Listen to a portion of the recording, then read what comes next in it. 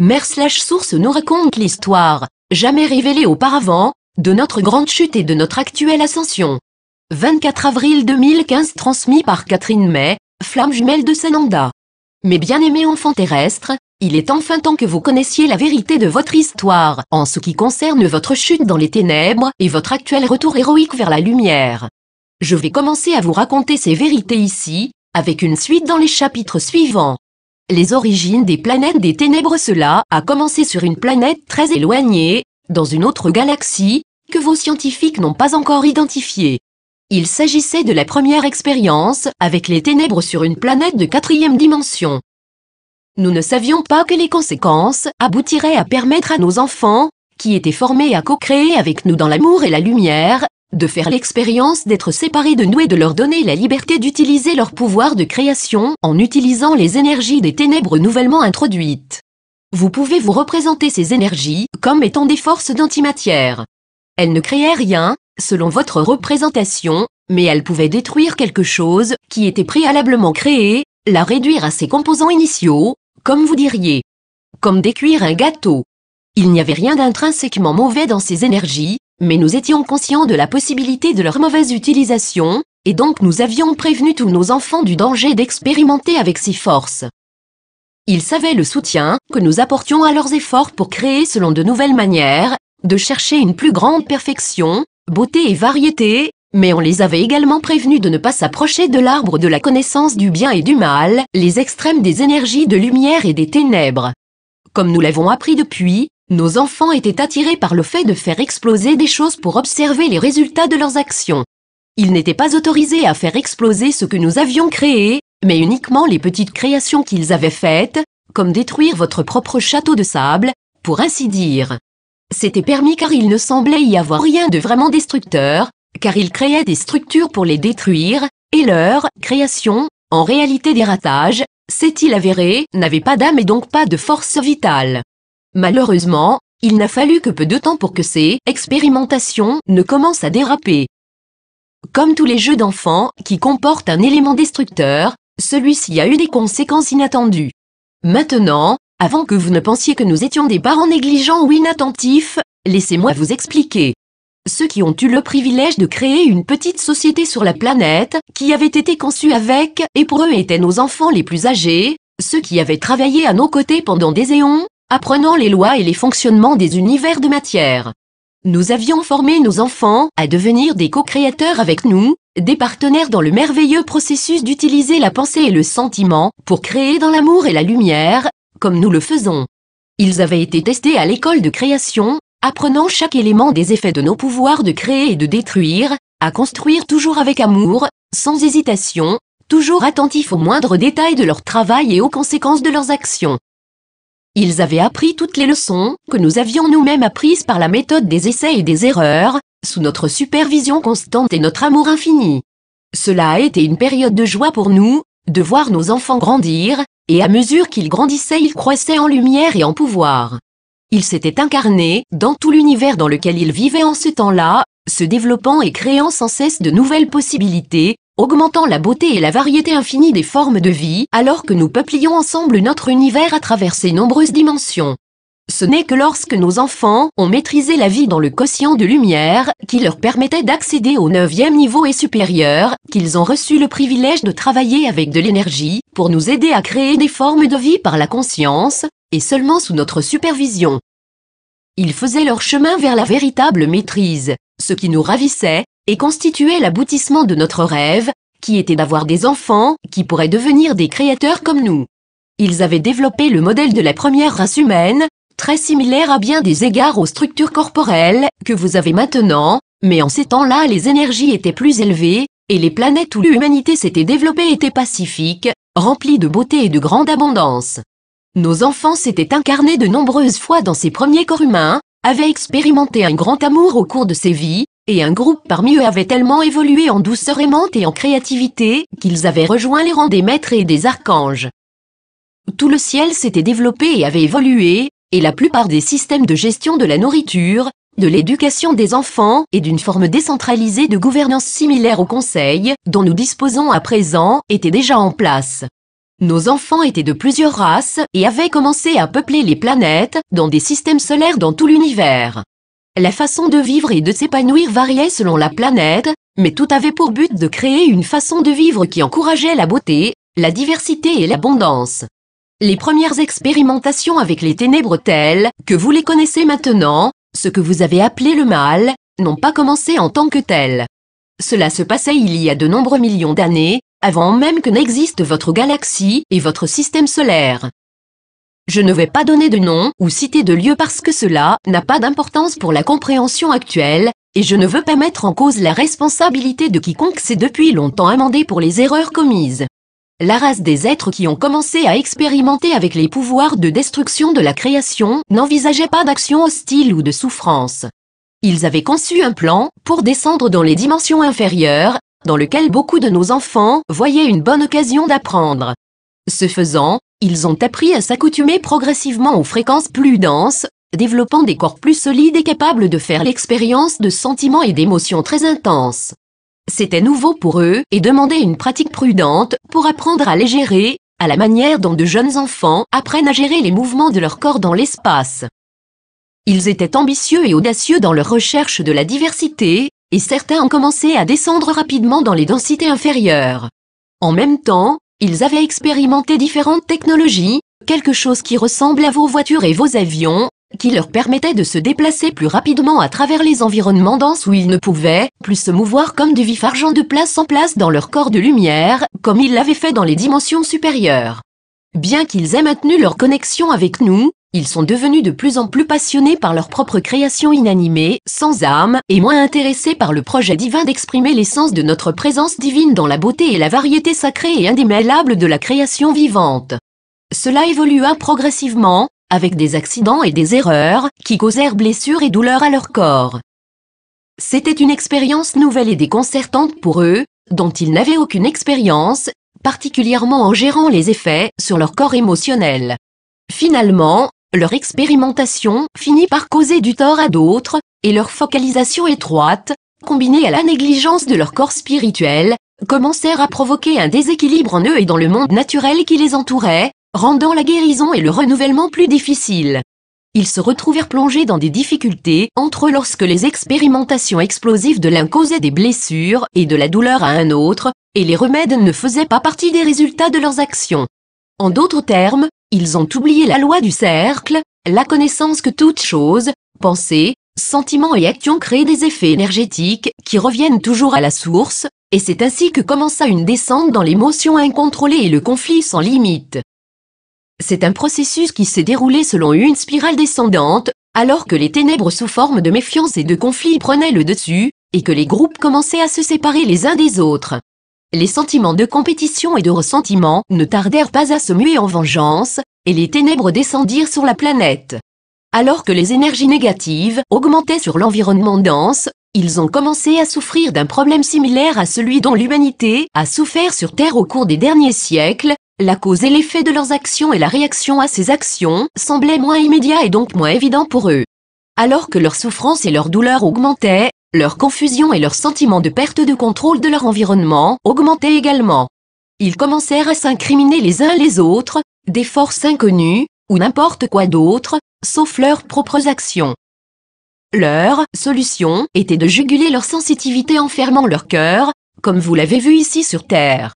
D'où l'usage exagéré de leur corps mental et émotionnel et la négligence de leur connexion spirituelle avec moi, leur mère, qui augmentait leur détresse. Leur spirale descendante générait des schémas de plus en plus habiles pour prendre le contrôle des autres, de l'abondance et de la beauté qui les entouraient, et c'est ainsi que commencèrent les actions des ténèbres, dont les moteurs étaient la cupidité, l'envie, la compétition et la peur. Nous étions très préoccupés par cette spirale descendante dans les ténèbres, bien sûr, mais nous nous étions jurés de ne pas interférer avec les activités de libre arbitre de nos enfants. Notre lien et nos accords avec eux portaient le poids de la loi universelle. Et c'est ainsi que les ténèbres s'étendirent à travers leur planète, et bientôt, en termes cosmiques, leur technologie leur permit de maîtriser le voyage spatial. Il nous semblait ironique qu'alors qu'ils avaient perdu leur capacité de communiquer librement par leur connexion télépathique, Il les remplaçait par des technologies qui pouvaient transporter leur corps pour contacter à nouveau leurs frères et sœurs des planètes voisines. Des langages furent développés pour remplacer la communication télépathique, et leurs souvenirs du paradis furent relégués au rang de mythes et d'allégories. Avec leur pouvoir technologique, ils développèrent une classe de dirigeants d'élite qui se regroupèrent pour concevoir un plan de domination et d'esclavage des serviteurs de leur propre planète et d'autres. La peur devint une expérience habituelle, et à mesure qu'elle augmentait, les plus faibles furent de plus en plus facilement manipulés. Et c'est ainsi que les premiers systèmes de contrôle mental furent conçus par les plus intelligents et les plus ambitieux de nos enfants, qui tombaient de plus en plus sous le charme du pouvoir et de la domination des autres. Cela vous semble-t-il familier, même si cela s'est passé il y a des éons? Bien sûr, cela s'est déroulé de manière similaire à la spirale descendante ici sur Terre. Les ténèbres ne sont pas une force mystérieuse et puissante. C'est simplement l'absence de lumière, et l'absence de lumière dans nos enfants mène à un spectre étroit de comportements et d'attitudes, prévisibles dans leur structure. Les variations dans le style et le comportement sont pour la plupart dues au type de corps et aux aptitudes innées des races en cause, mais le résultat suit une formule simpliste. Ceux qui sont descendus dans les ténèbres ont toujours adopté la croyance simple que le mal, comme vous l'appelez, est le pouvoir, et que les plus dominateurs sont supérieurs. Vous voyez, c'est simplement l'inverse de ce que nous, vos mères et pères, prônons, qui est la lumière, l'amour, la compassion, la justice, la miséricorde et le pardon. Là où nous créons, ils détruisent. Là où nous aimons, ils haïssent. Là où nous nous développons, ils se replient. En raison des lois de l'univers, la création elle-même n'est possible que pour ceux d'entre nous qui sont dans la lumière. Les êtres des ténèbres ne peuvent créer d'âme. Ils ne peuvent que recruter des âmes existantes dans leur système des ténèbres.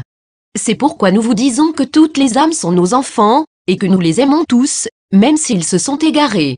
Ils étaient autrefois les enfants brillants et aimants de nos cœurs, certains d'entre eux des maîtres et des archanges formés et nourris à nos côtés, et nous ne cesserons pas de les aimer, peu importe à quel point ils se sont éloignés du cercle de notre amour. Nous savions qu'un jour nous allions trouver un moyen, avec l'aide de notre brillante compagnie du ciel, de les faire revenir. Ce jour est finalement arrivé, mes chers. Votre bien-aimée planète Terre, qui est devenue l'enjeu de la lutte, pour revendiquer toutes les planètes et être au nom de la lumière, va finalement s'élever dans les vibrations supérieures, qui vont lui permettre de se débarrasser des ténèbres dont elle a souffert pendant des éons. Groupe de tirets, je vais vous parler un peu de l'histoire de la Terre, afin que vous puissiez comprendre pourquoi vous êtes si important dans ce processus. Pour plus de détails, je vous renvoie aux nouvelles écritures de Sananda, au message de Sana, que Catherine a appelé When God Pinched Me Toe, quand Dieu m'a pincé l'orteil, et au livre complet de Patricia Cotaroble, qui a également été créé sous ma guidance. Il s'intitule Où ami? Oui amir? Astérisque, qui suis-je? Pourquoi suis-je ici? J'ai, Patrick, demandé à Catherine May de vous indiquer les références de ses ouvrages à la fin du message. Brièvement, je vais vous raconter comment votre magnifique planète est devenue l'épicentre du déroulement des conséquences des actions des ténèbres à travers l'univers. C'était à l'époque de la grande transition des ères qui a eu lieu il y a des millions d'années. C'était un temps où les cycles au sein des cycles du temps en arrivent à un point d'intersection avec toute la création. Ces cycles dont vous avez peut-être entendu parler comprennent la précession des équinoxes, le cycle de 26 000 ans, dans des cycles de 438 000, 1,8 million et 4,4 millions d'années, au sein du cycle de 4,4 milliards d'années appelé Kalpa. Au moment de l'intersection, tous les êtres au sein du multivers, qui avaient élevé leur vibration de lumière au cours de l'ère précédente, étaient élevés à un état dimensionnel supérieur. C'était une sorte d'examen de passage au cours duquel tous les êtres conscients étaient capables d'accéder à des royaumes supérieurs en vertu de leur propre illumination. Tous les êtres savent que ceux qui n'avaient pas fait la preuve de leur propre capacité à accéder à des fréquences d'énergie supérieures seraient laissés en arrière. Bien qu'aucune énergie ne soit jamais perdue, il était bien entendu qu'être laissé en arrière pendant la grande transition signifierait que cela prendrait des éons de temps avant qu'ils ne puissent rejoindre leurs frères et sœurs, qui avaient évolué vers les dimensions supérieures. À ce moment, de nombreuses âmes, qui étaient incarnées sur les planètes des ténèbres au sein du système solaire de la Terre, risquaient d'être laissées en arrière. Il y avait 144 planètes, bien que seules quelques-unes soient visibles par des êtres de troisième dimension. À cette période, la Terre traversait ses niveaux de développement, avec des humains qui l'habitaient en profitant des expériences et des leçons pleines de lumière leur permettant de devenir des co-créateurs du plan divin. Les frères et les sœurs terrestres n'avaient pas jusqu'à ce moment transgressé nos avertissements de ne pas toucher à l'arbre du bien et du mal. Ils vivaient dans ce qui était véritablement le jardin d'Éden, en paix et harmonie les uns avec les autres et avec les royaumes des esprits de la nature, qui les aidaient et évoluaient à leur côté.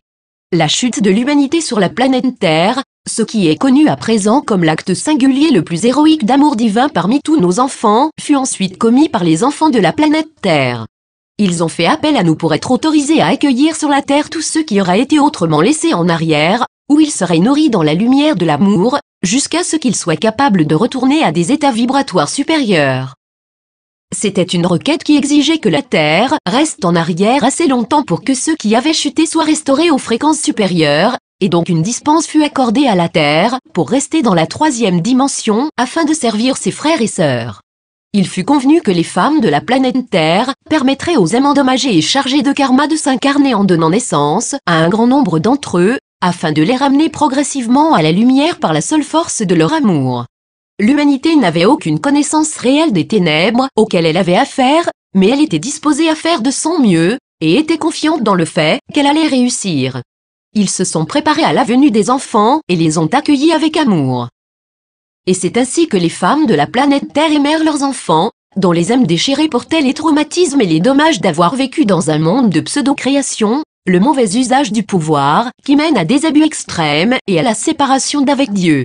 Lorsque les enfants ont grandi, et qu'on leur a demandé de porter le karma des vies passées, comme le requiert la loi universelle, le point de rupture fut atteint. Les mères et les pères ont vu leurs enfants s'adonner à différentes formes de ténèbres et de dépravation, réinventant des répliques des pseudo-créations qu'ils avaient vécues au cours de vies précédentes. J'utilise le terme de pseudo-création pour décrire le contraire de la véritable création, qui porte en elle la pureté et la perfection de l'amour de Dieu. Sans en avoir l'intention, les parents commencèrent à suivre leurs enfants dans les énergies des ténèbres de la pseudo-création, expérimentant les sentiments et les pensées qu'ils avaient créés, en pensant que ce serait une manière de les en sauver. C'était l'origine du dicton « L'enfer est pavé de bonnes intentions ». Bien qu'ignorant des voies du mal, les humains qui avaient participé à cette descente dans les ténèbres n'en étaient pas moins responsables de leurs actes. Comme leur choix provoquait de plus en plus de résultats inattendus, les gens commencèrent à être perturbés par ce qui ressemblait à des expériences inexplicables. Plus les sentiments étaient sombres, plus on créait de ténèbres, et la planète sombra progressivement dans un champ d'énergie de distorsion et de déséquilibre. Effrayés, les gens commencèrent à créer de fausses interprétations pour expliquer les résultats douloureux de leurs actions initialement bien intentionnées. Ils commencèrent à rejeter la faute de leur situation sur des forces extérieures, ou sur Dieu. À mesure qu'augmentait leur colère et leur frustration, il en allait de même des idées de séparation, d'aliénation et en même temps de sentiment du besoin de contrôler et de dominer leur monde et les autres. Le cycle de descente dans les ténèbres et le mal s'accéléra à un rythme rapide, comme cela avait été le cas sur les planètes des ténèbres. La méfiance, la confusion et le désespoir contribuèrent à la croyance progressive que l'amour était responsable de leur douleur, et ils commencèrent à fermer leur cœur et le portail d'amour vers Dieu Mère. Ce faisant, ils se fermaient à toute source de réconfort, de compassion et d'amour de guérison. La planète et tous ses habitants, humains, animaux, esprits de la nature, flore et minéraux furent affectés par les énergies des ténèbres. Toute conscience était distordue par les vortex d'énergie tourbillonnante descendant, jusqu'au comportement des animaux, des insectes même des unicellulaires et le temps tombèrent sous la chape de ténèbres qui enveloppait tout. Pendant tout ce temps, vos mères et pères /sources étaient préoccupés des terribles circonstances que nos enfants avaient créées pour eux-mêmes, mais nous ne pouvions pas intervenir directement sans rompre le pacte du libre arbitre conclu avec nos enfants. Nous sentions que nous devions continuer à envoyer notre amour et continuer à surveiller leur progrès, alors que nos enfants poursuivaient leurs expériences des ténèbres. Finalement, il devint évident que l'expérience de faire revenir les forces des ténèbres avait échoué, et que les enfants de l'Éden étaient vaincus. À cette époque nous étions au supplice dans les conseils, essayant de trouver un moyen d'aider nos enfants sans enfreindre la loi cosmique. La dispense de la Terre d'avoir plus de temps pour ramener ses frères et sœurs dans la transition semblait avoir été un échec complet. Alors que nous étions arrivés à la conclusion que nous devions abandonner la planète Terre, notre bien-aimé Sanakumara est intervenu pour tenter un dernier effort de ramener notre Terra dans l'alignement, avec l'intention aimante qu'elle avait exprimée longtemps auparavant. C'est alors que Sana proposa de surexposer la planète Terre à la lumière, afin de lui donner une chance supplémentaire de remplir sa grande mission, le déversement d'amour, qui était à l'origine de l'implication de l'humanité dans cette expérience. L'univers tout entier comprenait et avait honoré l'humanité pour cette tentative héroïque, et souhaitait aider de toutes les manières possibles, mais les nombreuses tentatives d'envoyer des énergies revigorantes s'avérèrent infructueuses. Les Kumarans de Vénus, en qui vous reconnaissez maintenant de grands maîtres supervisant votre ascension, furent d'accord pour venir sur Terre afin d'aider de nouvelles manières. Ils proposèrent de s'incarner sur Terra, sous l'égide de leur frère bien-aimé Sananda, Jésus, afin de se mêler aux humains, en offrant leur amour, leur ADN et leur message d'une présence divine d'amour, pour inverser la spirale descendante dans les ténèbres. Et c'est ainsi que nous, vos mères et pères, avons donné notre accord pour que nombre de nos enfants aînés, ceux qui avaient appris les voies de la création par des millions d'années d'études à nos côtés, descendent dans les profondeurs des ténèbres créées par les humains, pour tenter un dernier sauvetage de nos bien-aimés enfants de la Terre. Je continuerai mon histoire, deuxième partie, la chute des sœurs archanges, et les phases finales de l'ascension de la Terre. Cela va continuer, car je propose ces messages par l'intermédiaire de Catherine, qui va les terminer pour vous dans les jours à venir. Maintenant, alors que vous luttez avec les énergies tourbillonnantes des fréquences, qui s'élèvent et entrent en collision avec les ténèbres résiduelles sur votre bien-aimée planète, je vous envoie le meilleur de mon amour et de mes encouragements. Mes bien-aimés, nous y sommes presque. Votre mère/source.